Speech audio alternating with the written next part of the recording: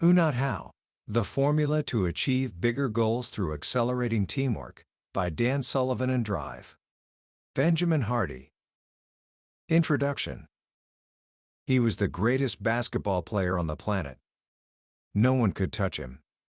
Michael Jordan, in his first 6 years in the NBA, was a force of nature, a singular talent who seemed to defy gravity itself.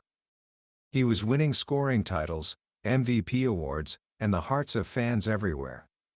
But there was one thing he wasn't winning: championships.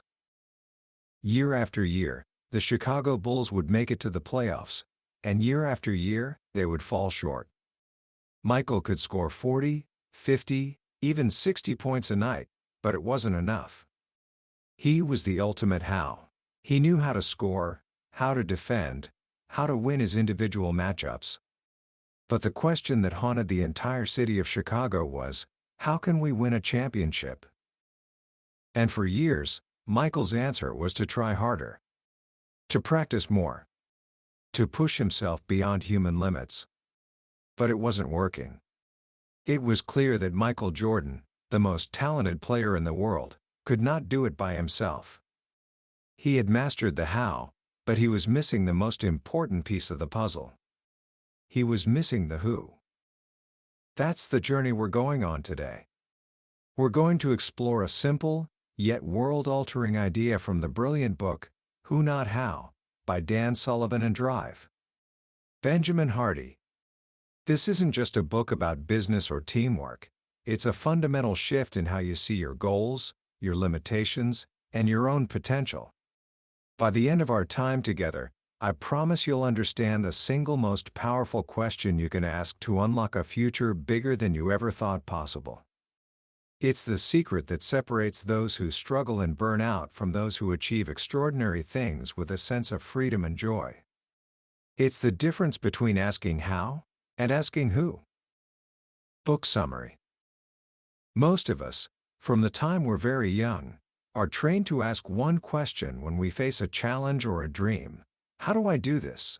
It seems like the most natural, responsible question in the world.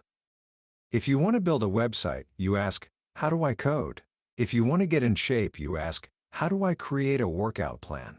If you want to start a business, you ask, how do I do everything myself? Our entire education system is built on this premise. We're given assignments and told to complete them on our own. Asking for help is often framed as cheating. We're taught that the burden of the how rests squarely on our own shoulders. And so, we carry this mindset into our adult lives. We believe that to prove our worth, to show our capability, we must bear the entire load. But the author, Dan Sullivan, a legendary coach who has mentored thousands of the world's most successful entrepreneurs, argues that this is the single biggest mistake we make. The how question, he says, is a trap. It limits our vision to what we, as one person, currently know and are capable of doing. It forces us down a long, slow, and often lonely path of trial and error. And what's the most common result of asking how? Procrastination. Think about it. Why do we put things off? It's almost never because we're lazy. Procrastination is a form of wisdom. It's your mind telling you, this goal is exciting, it's ambitious. But you, right now, don't have the tools or knowledge to achieve it. When we ask how, we often get stuck, frustrated, and overwhelmed, because the answer is, I don't know. And so the dream sits on a shelf, collecting dust, turning into a source of guilt and regret. This is where the paradigm shift happens. The book proposes a new, far more powerful question. The moment a new goal enters your mind, instead of asking, how can I do this? You should immediately ask, who can help me with this? It sounds so simple, almost deceptively so. But that one word change, from how to who, changes everything. It shatters the cage of your own limitations. Suddenly, the goal isn't dependent on your personal knowledge, your skills, or your available time. It's about finding someone who already has the answers.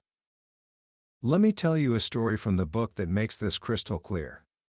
When a young man named Richie Norton was just 16, he wanted to make some money for the summer. He did what any of us would do. He asked, "How can I make money?" His answer was to get a minimum wage job at a grocery store or a gas station. He was ready to trade his entire summer, hundreds of hours of his freedom, for a small paycheck. But then, he made a brilliant move. He asked his dad for advice. He found his first who. His dad, an entrepreneur, thought differently. He told Richie, "Don't get a job. Go to the watermelon farms. They throw away all the weirdly shaped watermelons because they can't sell them to the stores. Buy those for cheap." Richie and his brother filled the family van with these irregular watermelons. It was just before the 4th of July. He then opened the phone book, another who, and started calling neighbors, telling them he had delicious watermelons for a great price. In just a few hours, he had sold every single one. In one afternoon, he made more money than he would have in an entire summer of flipping burgers, and he got to keep his freedom. How costs you time? Who saves you time? How is linear and slow? Who is exponential and immediate?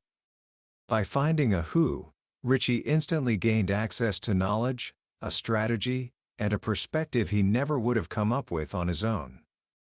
That one experience changed his life forever, teaching him to never sell his time cheaply again. This simple shift is the key to unlocking what the book calls the 4 freedoms. It starts with freedom of time.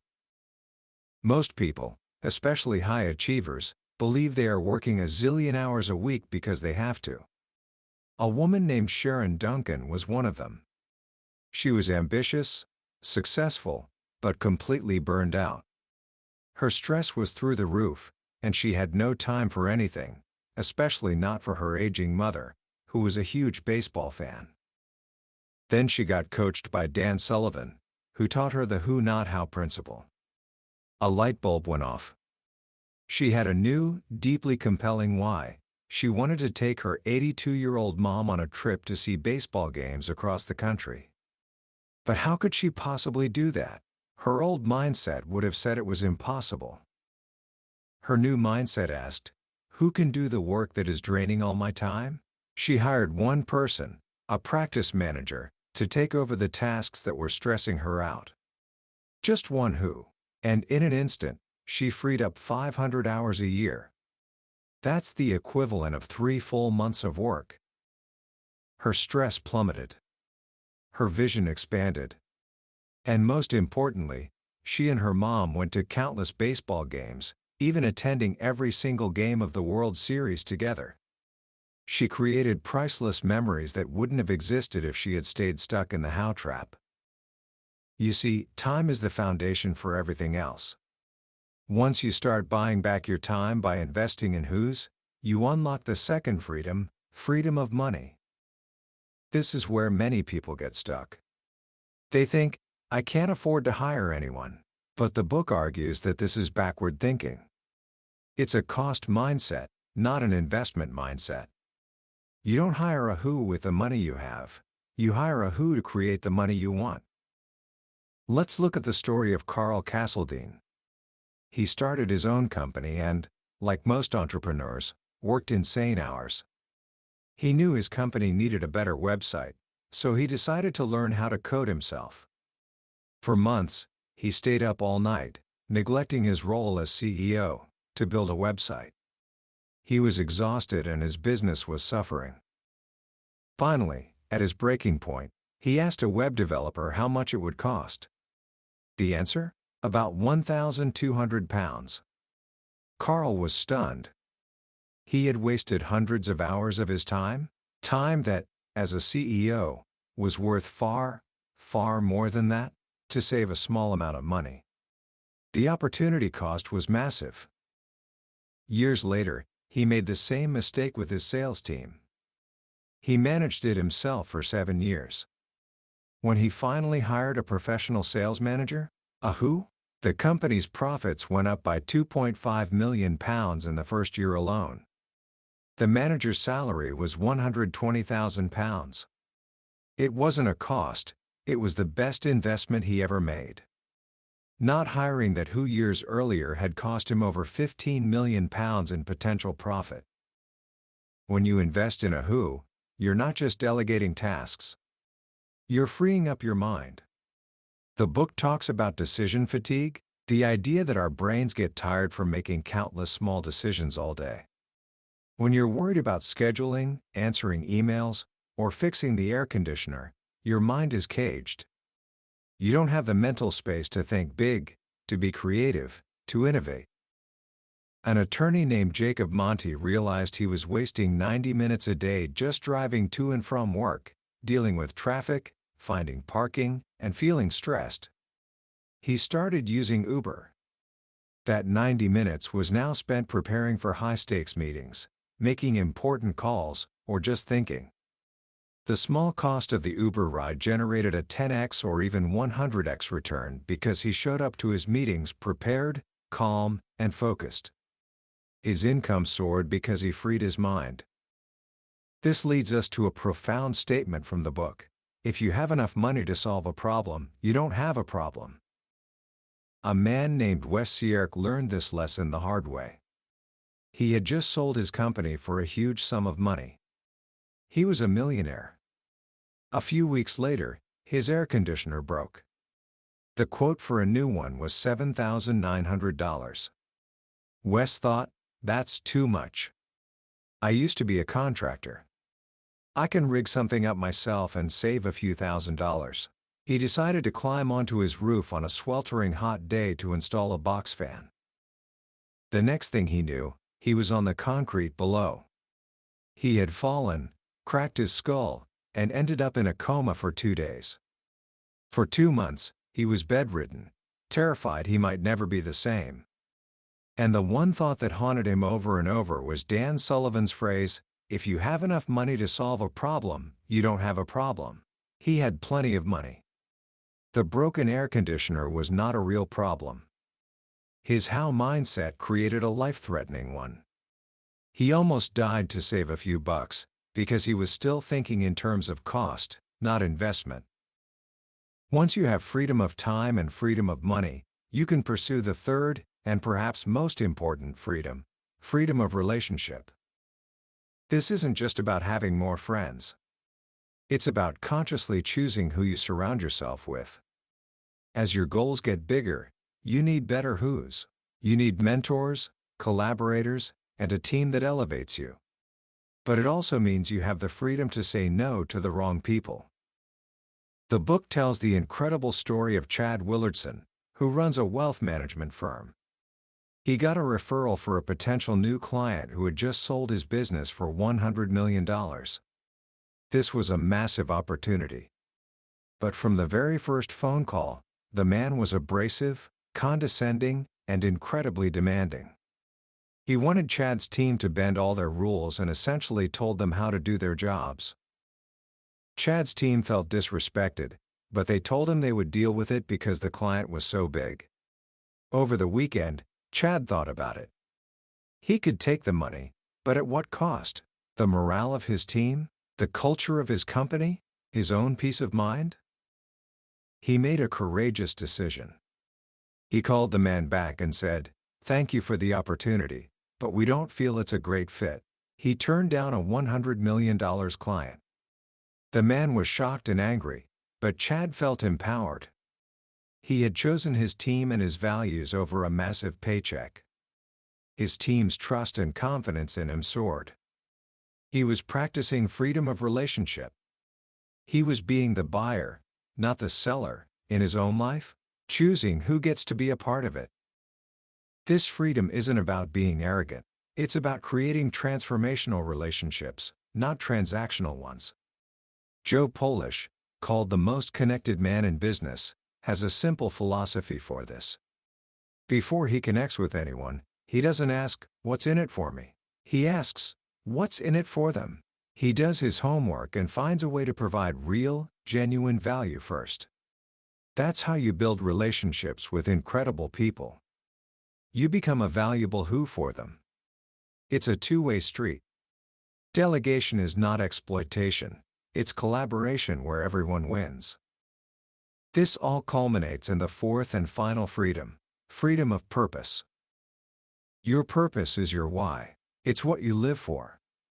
And as you surround yourself with brilliant whos, your vision and purpose will expand in ways you could never have imagined on your own. Competition comes from a scarcity mindset, the belief that there's only one pie and you have to fight for your slice. Collaboration comes from an abundance mindset, the belief that together, you can make the pie bigger for everyone. A lawyer named Karen Nance had been trying for 20 years to write a biography about her grandmother, a civil rights activist. She felt a deep sense of purpose, but she was a busy attorney and the project was moving at a snail's pace. Then, she got an email. A history professor, an expert in the field, was also writing a biography on her grandmother and was already 100 pages in. Karen's first reaction was competition. I have to beat her to it.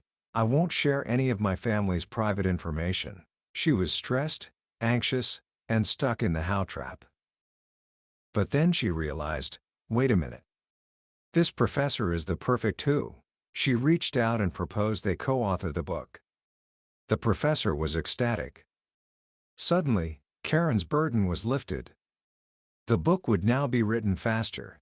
It would be far better because it combined the professor's expertise with Karen's personal insight, and it would reach a much larger audience. Her purpose hadn't been diminished. It had been amplified through collaboration. The vision became bigger than she ever could have created alone.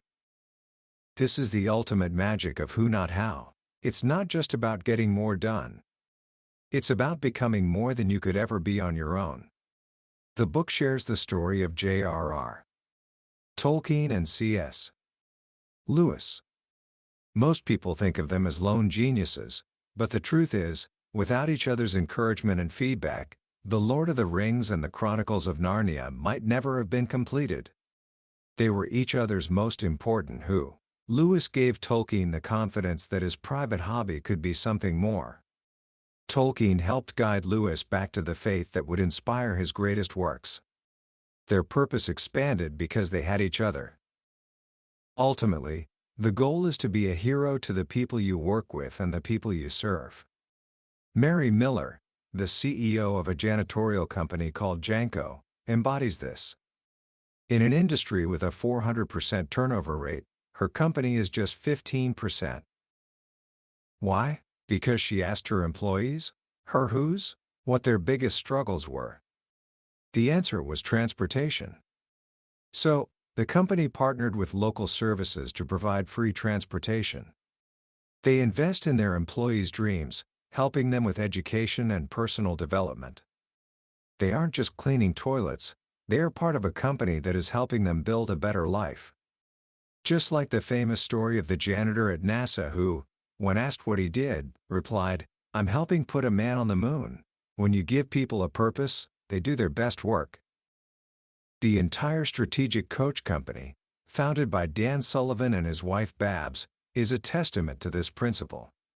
Babs was Dan's first and most important who, seeing the potential in his ideas and building the entire structure around him so he could be free to do what only he could do, create. That's the essence of who not how. It's a journey from being a lone operator, trapped by your own limitations, to becoming a visionary who orchestrates brilliant collaborations. It's about having the courage to admit you don't have all the answers, and the wisdom to find the people who do. Commentary. When you really step back and look at the message of who not how, it's so much more than a productivity hack. It's a philosophy of life that challenges one of the most fundamental, and flawed, ideas we've been taught, that our value is determined by what we can do by ourselves. We live in a culture that glorifies the self-made individual, the lone genius, the solo hero. But this book gently, and wisely, pulls back the curtain on that myth. Michael Jordan needed Scottie Pippen and Phil Jackson. J.R.R. Tolkien needed C.S. Lewis. Every great achievement in history is a story of collaboration, of one person's vision being amplified by another's skill. The most powerful lesson for me is how this simple question, who, not how, is really a tool for self-awareness. When you procrastinate, it's not a character flaw. It's a signal. It's your mind telling you that you've hit the boundary of your current capabilities. The old way is to beat yourself up for it. The new way is to see it as an exciting invitation to find a who. It reframes failure and frustration into opportunities for connection and growth. For anyone starting out, whether you're 17 or 47, this concept can feel intimidating. Investing in others seems like something you do when you're already successful. But the book turns that on its head. It argues that investing in whos is precisely how you become successful. It's an act of courage. It's a bet on your own vision. It's telling the world, this goal is so important that I will not let my own limitations stop it. So, how can you start applying this today, right now, in your own life? Let me suggest 3 simple things. First, identify one area of your life where you're stuck. It could be a school project you're putting off, learning an instrument, or even a chore you despise. Just one thing. Now, instead of asking how can I force myself to do this, ask who could help me. It might be a classmate who understands the subject better. It might be a YouTube tutorial, a digital who. It might be a parent or a sibling. The act of asking is the first step. Second, practice being a valuable who for someone else. This is the other side of the coin. Reach out to a friend and ask them, what's the biggest thing you're working on right now? And is there any way I can help? Don't wait for them to ask. Offer your skills, your time, or just your encouragement. When you learn to provide value first, you begin to attract other givers into your life. You build your own network of brilliant whos. And finally, redefine your relationship with money. Even if you don't have much of it, start thinking about it not just as something to spend, but as a tool to buy back your time. Could you pay a neighbor's kid $20 to mow the lawn, freeing up 2 hours for you to study or work on a project you love? That's not a cost. That's an investment in your focus and your future. That was a summary of Who Not How by Dan Sullivan and Drive. Benjamin Hardy. We've explored the core ideas today, but I'll be honest with you. A summary is like looking at a postcard of the Grand Canyon. It gives you a sense of the beauty, but it can never replace the feeling of standing on the edge, taking in the vastness for yourself. The real magic happens when you read the book. It's in the quiet moments when a particular story or a simple phrase connects with your own life in a way you didn't expect. This summary is a map to help you decide if this is a journey worth taking. If anything we've talked about today has sparked something in you, I encourage you to grab a copy. Reading it isn't just about learning, it's an experience that can genuinely change the way you approach every goal for the rest of your life.